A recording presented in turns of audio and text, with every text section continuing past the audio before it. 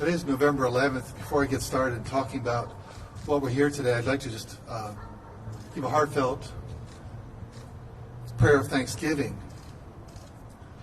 to all of those that gave their lives for this country, all those people that continue to serve. This is a special day. This is a hallowed day. Growing up, my dad served in World War II in the Navy, and people were called to serve. And then we had Korea, Vietnam, and the people serving today. And so we can never forget, and we can never give them enough thanks for what they've done for this nation. And one of the things that they fought for is for our right, our freedom, to have free and fair elections. So that is, at the end of the day, what we really need to be mindful, particularly in our office, as we work, finishing up and closing out the election that we just had. I also wanted to give a heartfelt thanks to the men and women who are standing with me here today. These are election directors from across Georgia. They represent large counties, small counties, diverse counties, and just from all over the state of Georgia. They and their staff are the ones that do the hard work on the ground of making sure that all legal votes will be counted. Their job is hard. They executed their responsibilities, and they did their job. This is a process. It is a process defined by law. These men and women in my office will continue to follow the law and count every legal vote. As it stands today, 97 counties have sent their final numbers in. The current margin stands at 14,111 between the President and Senator Biden, Vice President Biden. My office will continue to investigate each and every instance of illegal voting. Double voting, felon voting, people voting out of state. If you report it, we will investigate it. Every legal vote will count. We will continue to follow and enforce the law. Now let's look at the next steps. We are currently looking at having a statewide runoff on December 1 and another on January 5th. This is an untenable situation for these men and women to try and run both of these elections. With that, under my powers under the health emergency, I am moving the date of the December 1st election to coincide with the federal runoff on January 5th. This will protect the integrity of both elections and make for better election administration. It has the added benefit of saving taxpayers millions of dollars. The reason we have so many of these on rollover list voters is a direct function of COVID. This is the reality. The next step in the current election process is getting the final county certifications in. We'll then move to the risk limiting audit, or RLA. At 1 p.m. today, I will make the official designation of which race will be the subject of the RLA. At that time, I will designate that the RLA will be the presidential race. With the margin being so close, it will require a full by-hand recount in each county. This will help build confidence. It will be an audit, a recount, and a recanvass all at once. It will be a heavy lift, but we will work with the counties to get this done in time for our state certification. Many of these workers will be working plenty of overtime. We have all worked hard to bring fair and accurate counts to assure that the will of the voters is reflected in the final count, and that every voter will have confidence in the outcome whether their candidate won or lost. Thank you for coming today. Do we have any questions? So, can you describe what a hand recount will do for the nearly 5 million votes that have been cast in this election? Well, because we now have that verifiable paper ballot, for the first time in 18 years, we're going to have something to count instead of just pressing a button and getting the same answer. So we'll be counting every single piece of paper, every single ballot, every single lawfully cast legal ballot. And will that be the QR code or? That will be the names that are on the ballot. whoever they voted for president, the English written word. Will you be able to get that done in time for certification? Yes, we will. As I said, people will be working lots of overtime next coming week. Lots of people will be really pleased with those paychecks if they're getting overtime. Secretary, for the recount, do you have an estimate on how many election workers it will take to do that? And is there also an estimated cost? Does that come out of county, state, or federal funds? That will be coming out of, we'll determine at some point, adding additional workers. We will probably have to augment that, and we'll be looking at that, and that'll be the election directors at each county will be able, they'll actually handle their own additional, or their own county recount or risk limiting audit county by county. Mr. Secretary, is this how this audit was designed to work? I thought originally it was supposed to be looking at a small segment of the votes to get the larger picture. Well, that's what's really interesting when you start really digging into probability theorem. When you have 5 million votes and the margin is so close, 14,000, if we pulled out 10,000 votes, all of a sudden it could say, well, this is the person that won. We pull out 100,000, it says this person won. We pull out 1 million, this person won. And that's why mathematically you actually have to do a full hand-by-hand recount of all because the margin is so close. Right now it's 14,101. So it's really just the mathematics, the statistics, the probability theorems that we use for the risk limiting that are taking us to that extent. So if it was another race or you didn't have that such a close thing, then you could do that and it would just be a sample size. But you can't do that when it's that close. This race has national significance, national importance. We get that. We understand that. We do. We follow the process, and we understand the significance of this for not just Georgia, but for every single American. At the end of the day, when we do a hand count, then we can answer the question exactly what was the final margin in this race. Yes, ma'am. The president just released a list of Georgians who have passed away who supposedly voted in this election. Is that something you're looking into? Oh, absolutely. Well, we've been open and transparent. In fact, we've had multiple meetings like this, meeting with the press. Gabriel Sterling, our implementation manager, has come out to talk to you, really digging into the weeds. If you have any information about illegal voting or voter fraud, bring that to our attention.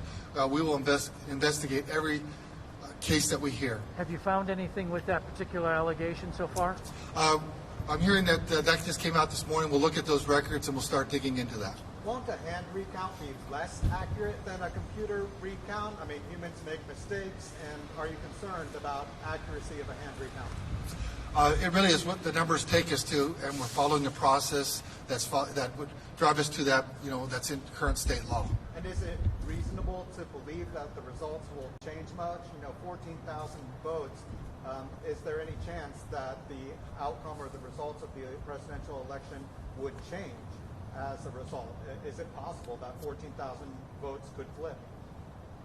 You asked them to make predictions, and what we're going to deal with is in facts. And so I'll report the facts. We're talking about probabilities. What is the probability? I'll get up my calculator and I'll get that back to you.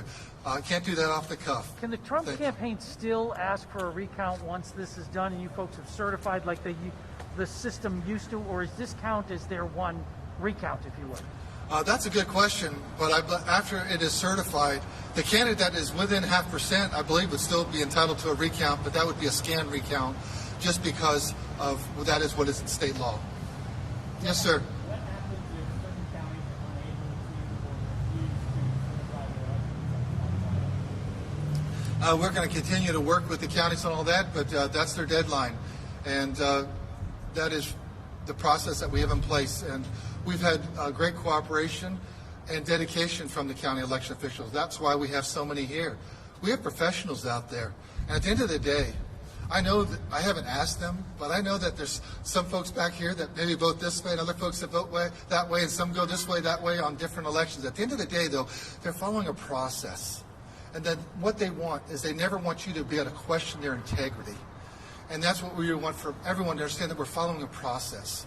Integrity still matters. So those delays wouldn't impact... We'll continue with every county that we have, and if there's some that are still buttoning it up, then we'll roll to that. Hopefully that's the smaller counties. Is there any sort of estimate of how long this will take? It'll take every bit of the time that we have left, for sure. It's a big lift. So by that you mean will we certify We certify. Our date is November 20th.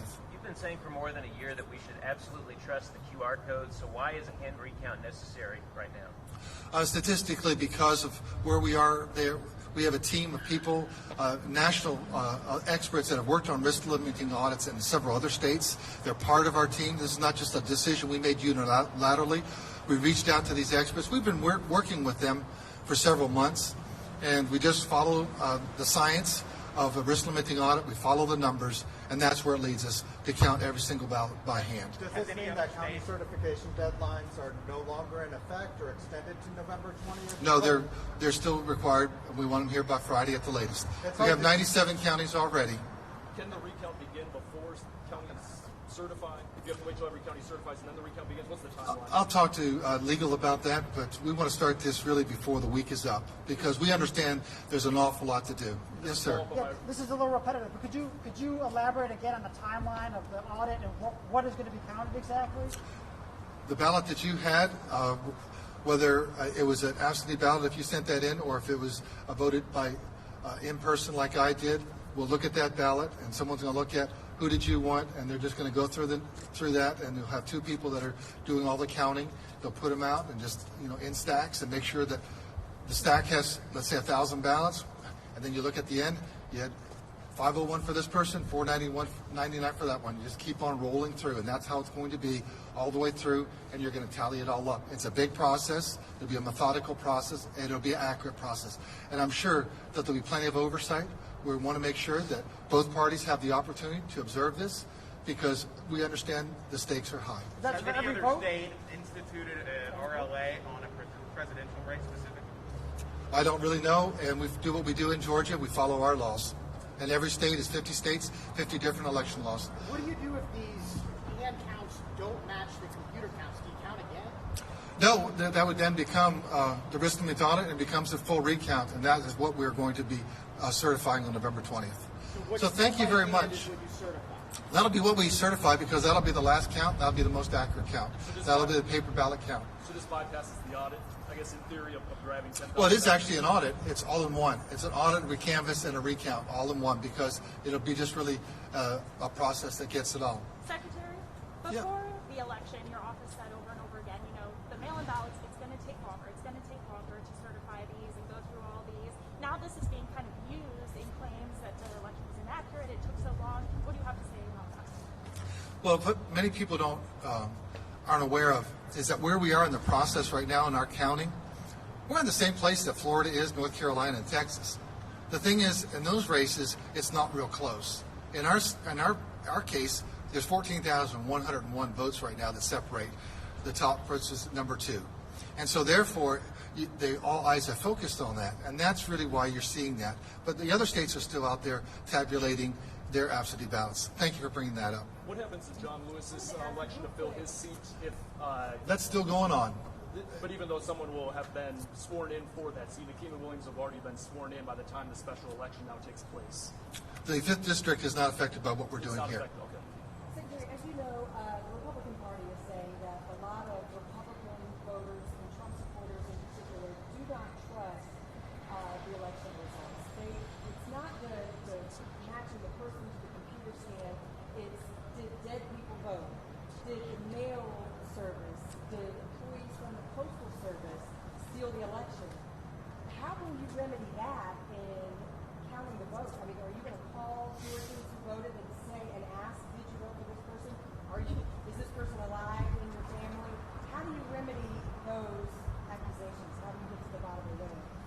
Well, number one, I am not the Postmaster General.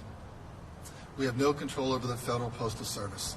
So when people mail their ballots back, it's then under federal government control and the federal, post office, postal service. Once it gets to the counties, then that's when the counties, have handled that. Through this process, we believe that, and we know that the machines are correct in what you're going to find, we believe, in the count. As it relates to dead people and other, forms of illegal voting, that's why we've asked for, if you know of a case of illegal voting or suspected illegal voting, bring that to us. Anecdotes and stories doesn't work. We need something that we can actually investigate. I'm actually very grateful that Attorney General Barr I respect that man. This is his second round as being Attorney General of the United States of America, and he is a calm, very thorough attorney, and he's directed his U.S. attorneys to look for things. And the one thing that the federal government does have is resources that we don't have. And so if they can find something that we can't, that can help to bring to bear, we want to make sure that the only people that vote are legal voters. But that's not part of this process that would be Yeah, that we're counting what the paper ballots are, and those will be ongoing investigations. Does this hand recount set a precedent for every close race going forward in Georgia? No, we can pick whatever one we put, but we understand the national significance of this session right now. Next time it may be some other statewide race. In fact, as we roll this out, you have to understand, many states that are doing wrist limiting to it took them 5 to 7 years to get this going. When Colorado did it, that was a long, multi-year process. We have passed House Bill HB 316 in 2019. We stood up, in spite of COVID, a wrist limiting audit this year. And so in 9 months, 11 months, we're going to do the first statewide election with a wrist limiting audit. So this is record time that we've done this. We're actually eventually going to be doing wrist limiting audits for a host of elections to give you, the voter, confidence that when you've cast your ballot, it was accurately counted, that you have the confidence, and you can leave at the end of the day knowing the system, got it right. And then when we do that, we think it really is good for all of the Georgia. Are you doing this full recount because the Trump campaign asked you to? No, we're doing this because it is really what makes the most sense. With the national significance of this race and the closeness of this race, we have to run a statewide audit. This is the race that makes the most sense. Logically, as I worked with our team, this is really what made the most sense, and we'll be following the process on that. Secretary, just to follow up, I understand you don't have a total cost that this is going to be, but can you at least say who's going to foot the bill here? Is it the state? Is it the counties? You said there'll be a lot of overtime, so it sounds expensive. Yeah, it is. We understand that. Typically, the counties fund their own elections, and this is part of one of the things that they buy into. And right now, everyone's in austerity cuts, so that's the issue. But that's where we are, and I don't have an answer specific on that. I have my domain as Secretary of State, and I can only have my authority that I have within office, and we don't. That is something that would really be what the General Assembly perhaps could do to help the counties. So just so I describe it correctly, it sounds like the counties will foot the bill, but there's an opportunity possibly for... At the present time, that would be what it would be. So, Secretary, in your media releases to all of us, you bill yourself as a Georgia as a national leader in elections. Has anything changed in that, or do you still consider yourself a national leader? Yeah, I think Georgia's done a great job. If you look what we've accomplished in this past year, we stood up a new voting system, new voting machines in less than 6 months. And that was really because we had an activist federal judge that said you can't use the old DRE machines. And so we had to do that for the first primary that we had coming up. All of a sudden we got hit with COVID. That started hitting in February, and then March the General Assembly had to take a hiatus around March 15th. And so then we had to do a 360 or a 180 on what are we going to do here so that we can run elections that are safe, for voters. And what does that look like? And then coming out of that, we stood up an absentee ballot portal, so that we could have safe, secure requests for absentee ballots that required voters to tell us your name, day, month, and year, so we can identify you, and then also your Department of Driver's, service, your driver's license number, so we make sure it truly is the voter that's requesting this absentee ballot for additional security. And then we added ballot tracks. Then we added the wait time. Then we had very successful early day voting. We had a few lines the first couple of days, and then we had record 2.8 million voters plus voted in early voting. And we had very short lines for that. State Farm stood up, but across the state, every one of these election directors had great success. Then on the day of election, we had average wait time in the afternoon was about 2 minutes. At one point, I screenshot, put it out there on Facebook. We had wait times. The longest wait time was 40 minutes. It dropped down to 20 minutes, and before it was 10 minutes. So tremendous, results. And so I think that we've led in so many different areas, and we've proven that every vote counts and integrity matters. At the end of the day, that's good. What happens if the recount isn't done by November 20th? Well, then we'll just have to continue that process. But we have our charge. The November 20th is our day. And the one thing that we've learned in the construction industry, I've been in this thing really, hit my first construction job site when I was about 6 years old, sitting in my dad's pickup truck. And so I say all that. I grew up with the idea of deadlines, and in our business, it is all about deadlines. And every day, it's about hitting deadlines. And our election directors, they know all about deadlines because we have this date for this date for that. Registration. This early vote, day of election, and then all of a sudden you have a runoff, and then you roll into next year. We're going to have city and municipal elections, and then we're going to roll into the next year. So this whole operation is deadline driven. I'm just trying to understand how hundreds of human beings working long hours are going to be more accurate than a computer. Well, that's why there'll be plenty of eyeballs on them to verify that every vote is accurately counted. And that's the way the process works because of the large number of votes and the closeness of the vote. It's the only way to do that. We've talked to our risk limiting experts in our office and also national experts in that. We're following the process. Thank you very much for coming out. We'll have another announcement later today. Thank you.